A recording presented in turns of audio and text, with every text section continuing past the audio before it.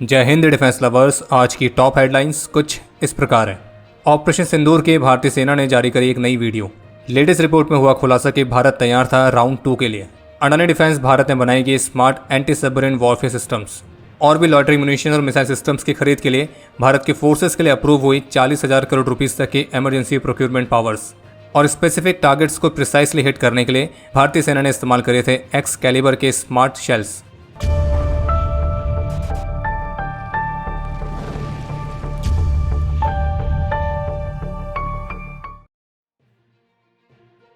Media में already ऐसी reports चल रही थी कि भारत और पाकिस्तान के बीच सीज फायर पर जो म्यूचुअल अंडरस्टैंडिंग बनी है तो वो केवल 18 मई तक है। लेकिन इंडियन आर्मी की तरफ से आज रविवार को ऑफिशियली कंफर्म किया गया है कि सीज फायर की ऐसी कोई भी एक्सपायरी डेट नहीं है, जैसा कि अलग अलग मीडिया रिपोर्ट्स में क्लेम किया जा रहा है। और स्पष्ट रूप से कहा गया कि दोनों देशों के बीच जो ये सीज फायर पर म्यूचुअल अंडरस्टैंडिंग्स बनी है तो ये ओपन एंडेड है। और आपको स्पष्ट कर दें कि 18 मई तक सीज फायर के एक्सपायरी डेट वाली जो न्यूज़ है, या यूँ कहें जो फेक न्यूज़ है, वो एक्चुअल में स्टार्ट हुई थी पाकिस्तान से, जहां पहले पाकिस्तान के पार्लियामेंट में पाकिस्तान के विदेश मंत्री इशाक डार ने कहा था कि सीज फायर कैसे 18 मई तक एक्सटेंड हुआ है। इसके अलावा आज 18 मई को आर्मी की वेस्टर्न कमांड के ऑफिशियल एक्स हैंडल से ऑपरेशन सिंदूर को लेकर एक नई वीडियो जारी की गई है, और जिनमें आप भारतीय सेना के वीर जवानों को ये कहते हुए सुन सकते हैं कि ये शुरुआत पहलगाम आतंकी हमले से हुई, गुस्सा नहीं लावा था, और दिमाग में बस एक ही बात थी कि अब की बार ऐसा सबक सिखाएंगे कि इनकी पीढ़ियां याद रखेंगी। और फिर इसी वीडियो के साथ भारतीय सेना ने उन विजुअल्स को भी शेयर किया है कि कैसे 9 मई की रात को करीब 9 बजे जिस भी दुश्मन की पोस्ट ने युद्ध विराम यानी कि सीज फायर का उल्लंघन किया था, तो उन सभी पोस्टों को भारतीय सेना ने मिट्टी में मिला दिया है और दुश्मन अपनी पोस्ट छोड़कर भागते हुए नजर आया है। और इससे संबंधित रियल विजुअल्स आर्मी ने शेयर भी किए हैं। और ऑपरेशन सिंदूर केवल एक कार्रवाई नहीं, बल्कि पाकिस्तान के लिए वो सबक था जो उसने दशकों से नहीं सीखा था। और बाकी आर्मी की जो वीडियो है वो आपको हमारे ऑफिशियल टेलीग्राम चैनल पर भी मिल जाएगी। और ऐसी और भी क्विक अपडेट्स के लिए आप हमारे ऑफिशियल टेलीग्राम चैनल से जुड़ना ना भूलें। और जबकि इसी तरह से इंडियन नेवी ने भी अपने ऑफिशियल एक्स हैंडल से एक नई वीडियो जारी करी है, और इस वीडियो के साथ श्री रामधारी सिंह दिनकर जी की कृष्ण की चेतावनी वाली कविता की कुछ प्रसिद्ध लाइनें भी इस्तेमाल की गई हैं। बाकी ये जो वीडियो है ये सीधे तौर पर भारत के दुश्मनों के लिए एक सीधा सा संदेश है कि भारतीय नौसेना सभी तरह के थ्रेट्स को न्यूट्रलाइज करने के लिए पूरी तरह से हमेशा तैयार है। ऑपरेशन सिंदूर के दौरान भारत की जवाबी कार्रवाई को लेकर कुछ और नई डिटेल्स निकल के सामने आई हैं। जैसे कि हिंदुस्तान टाइम्स की रिपोर्ट के मुताबिक जब 10 मई के अर्ली आवर्स पर भारत की मिसाइलों ने पाकिस्तान के नूर खान एयरबेस को टारगेट किया था, तो उसी सेम डे पर सुबह करीब 10:38 पर पाकिस्तान के डीजीएमओ काशिफ अब्दुल्ला ने अपने भारतीय काउंटर पार्ट को फोन करके कराची नेवल पोर्ट पर ब्रह्मोस मिसाइल के हमले की खुफिया जानकारी होने का दावा किया। और इस दौरान पाकिस्तानी डीजीएमओ ने भारत पर जवाबी कार्रवाई की धमकी देने की भी कोशिश करी, लेकिन जो भारतीय पक्ष था वो बेफिक्र रहा और पूरी तरह से युद्ध के लिए तैयार था। और बाकी ये तो तय है कि भारत की जवाबी कार्रवाई से डरकर जो पाकिस्तान है तो वो सुअरों की तरह यहाँ से वहाँ भाग रहा था और ये सोच रहा था कि कौन उसे भारत से बचाएगा। तो ऐसे में उसने अमेरिका की मदद मांगी थी। ऐसा माना जा रहा है कि जब यूएस सेक्रेटरी ऑफ स्टेट ने पाकिस्तान की सीज फायर करवाने वाली रिक्वेस्ट पर सहमति जताते हुए भारतीय विदेश मंत्री से कहा, तो उसके जवाब में भारतीय विदेश मंत्री ने दृढ़ता से लेकिन विनम्रता के साथ जवाब दिया था कि इस तरह के प्रस्ताव को डीजीएमओ चैनल्स के माध्यम से आने की आवश्यकता होगी, क्योंकि आर्म्ड फोर्सेस ही इस ऑपरेशंस को लीड कर रहे थे। और इस दौरान भारत ने पाकिस्तान के विदेश मंत्री और पाकिस्तान के जो भी ट्रेडिशनल एलाइज रही हैं तो उनके आह्वान को भी इग्नोर किया था, जिसमें वो सभी मिलकर भारत को ही इस कॉन्फ्लिक्ट को समाप्त करने के लिए कह रहे थे। और तभी जाकर पाकिस्तान की डीजीएमओ ने अपने इंडियन काउंटर पार्ट को सीज फायर के लिए कहा था। और ये भी स्पष्ट हुआ कि सिचुएशन को डीएस्केलेट करने के लिए भारत किसी भी प्रेशर में नहीं था, और खास करके तब जब भारत की जबरदस्त जवाबी कार्रवाई के बाद पाकिस्तान की ऑफेंसिव और डिफेंसिव दोनों ही कैपेबिलिटीज तबाह हो गई थी। और जैसे कि ये वाली बात हम आपको स्टार्टिंग से ही कह रहे हैं कि जो अलग अलग मीडिया रिपोर्ट्स में, खास करके वेस्टर्न मीडिया में कुछ इस तरह का नैरेटिव बनाया जा रहा है कि वो भारत था जो कि सीज फायर के लिए माना था, जबकि फैक्ट ये है कि भारत की पोजीशन स्टार्टिंग से बिल्कुल सेम रही है। भारत ने पहले ही कह दिया था कि वो सिचुएशन को एस्केलेट नहीं करना चाहता है, लेकिन अगर पाकिस्तान सिचुएशन को एस्केलेट करेगा तो भारत बस उसके बदले में जवाबी कार्रवाई करेगा। तो पाकिस्तान ने जब तक एस्केलेट किया, भारत ने जवाबी कार्रवाई करी। पाकिस्तान ने जब एस्केलेट करना बंद कर दिया तो भारत ने भी जवाबी कार्रवाई बंद कर दी। और बाकी अगर 10 मई के बाद भी पाकिस्तान नहीं रुकता तो भारत अपने दूसरे राउंड के लिए भी बिल्कुल तैयार बैठा था। और भारत का दूसरा राउंड पहले वाले राउंड से और भी ज़्यादा घातक होता, और वो पाकिस्तान को डबल डैमेज इसलिए भी देता क्योंकि तब तक पाकिस्तान की ऑफेंसिव और डिफेंसिव कैपेबिलिटीज तबाह हो गई थी। और पाकिस्तान जो फॉरेन कंट्रीज, खास करके चीन और टर्की के मिलिट्री इक्विपमेंट को लेकर ओवर कॉन्फिडेंस में था, तो उसकी रियलिटी भी पाकिस्तान को भारत ने दिखा दी है। क्योंकि ना तो टर्की के यूसीएवी इस पाकिस्तान के कोई काम आए और ना ही चाइना के एडवांस डिफेंस सिस्टम्स और मिसाइल सिस्टम्स। आज रविवार को भारत की अडानी डिफेंस एंड एरोस्पेस ने यूएस बेस्ड फर्म जिसका नाम है स्पार्टन डे लियोन स्प्रिंग्स, तो उनके साथ कोलैबोरेशन किया है और इस पार्टनरशिप के तहत कंपनी संयुक्त रूप से मिलकर भारत में कॉम्प्लेक्स इलेक्ट्रॉनिक सिस्टम्स की असेंबली और advance anti submarine warfare solutions पर काम करेंगी, जो कि भारत के साथ साथ ग्लोबल मार्केट्स के लिए भी होंगे। और जानकारी के लिए आपको बता दें कि ये जो स्पार्टन डे लियोन स्प्रिंग्स हैं, तो ये इजराइल की ही एल्बिट सिस्टम की एक यूएस आर्म जिसका नाम है एल्बिट सिस्टम्स ऑफ अमेरिका, तो उसकी सहायक कंपनी के तौर पर ऑपरेट करती है। और इस कोलैबोरेशन के साथ जो भारत की अडानी डिफेंस एंड एरोस्पेस है वो भारत की पहली प्राइवेट सेक्टर कंपनी बनेगी जो कि स्वदेशी सोनोबुई सॉल्यूशंस ऑफर करेगी। यानी कि इस पार्टनरशिप में स्पार्टन्स अपनी एंटी सबमरीन वॉरफेयर टेक्नोलॉजी को कंबाइन करेगी अडानी डिफेंस की डेवलपमेंट, मैन्युफैक्चरिंग और सस्टेनेंस वाली एक्सपर्टीज के साथ।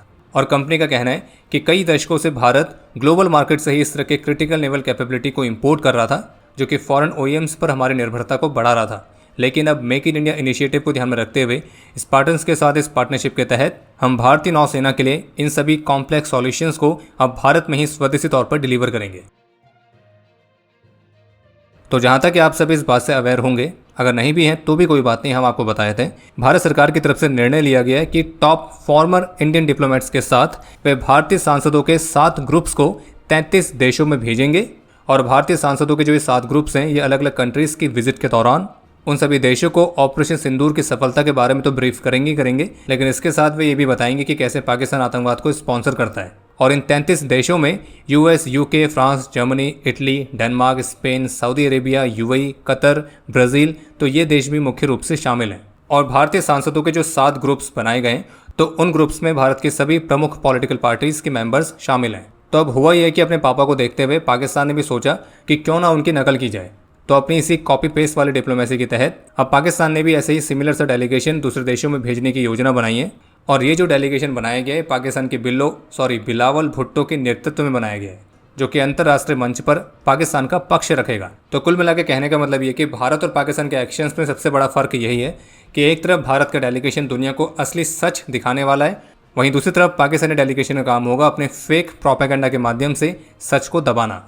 और आपको ये भी बता दें कि पाकिस्तान के विदेश मंत्री 19 से 21 मई तक चीन की विजिट पर रहने वाले हैं। हालांकि ऑफिशियल स्टेटमेंट में कहा तो ये गया है कि इस दौरान पाकिस्तान और चीन साउथ एशिया की इवॉल्व होती हुई रीजनल सिचुएशन को डिस्कस करेंगे। पर सच तो यही है कि इस विजिट का प्रमुख उद्देश्य है कि दोनों देश एक दूसरे के सामने अपना रोना रोने वाले हैं। पाकिस्तान इस बात को लेकर रोएगा कि कैसे भारत ने उसकी धुलाई करी है, और चीन इस बात को लेकर रोएगा कि पाकिस्तान की धुलाई के साथ साथ चाइनीज़ आइटम्स की भी धुलाई हुई है और उनका जो रियल सच है, जो उनकी रियल क्वालिटी है, वो दुनिया के सामने आ गई है और जिसके परिणाम स्टॉक मार्केट में भी दिखे हैं।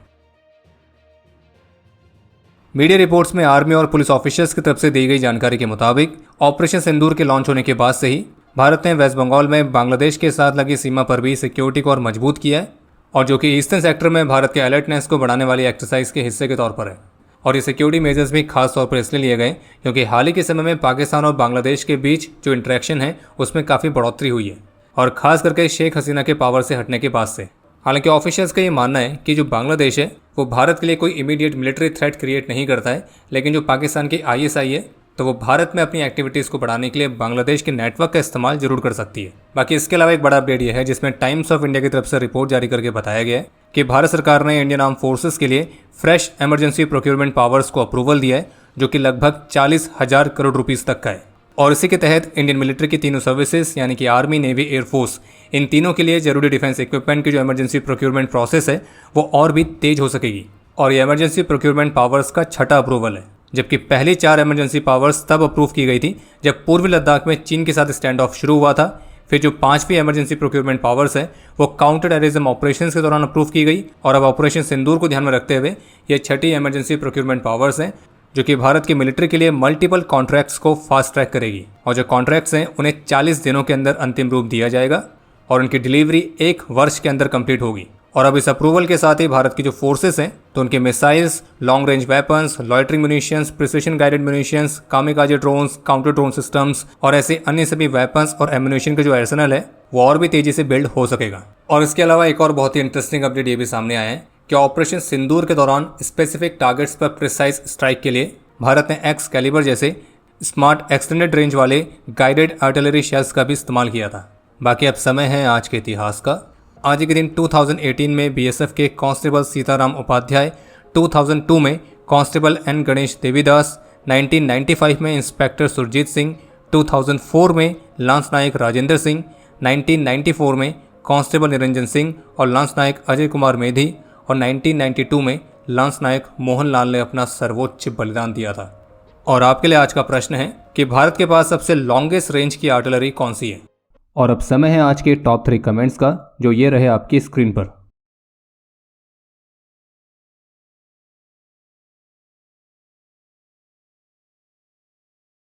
उम्मीद है आपको आज का एपिसोड पसंद आया होगा। पसंद आया तो वीडियो को लाइक करना ना भूलें। आपके कोई भी सुझाव या सवाल हो तो उसके लिए कमेंट सेक्शन ओपन है। और अगर आप डिफेंस रिलेटेड और भी एक्सक्लूसिव कंटेंट में दिलचस्पी रखते हैं तो आज ही प्ले स्टोर से डिफेंस स्क्वाड की सुपर ऐप को डाउनलोड करना ना भूलें। और अगर आप चैनल पर पहली बार आए हैं तो squadron.in पे जाके हमारे नए डिज़ाइंस को भी चेकआउट जरूर करें। बाकी जल्द मिलेंगे नए एपिसोड के साथ। तब तक के लिए जय हिंद, जय भारत।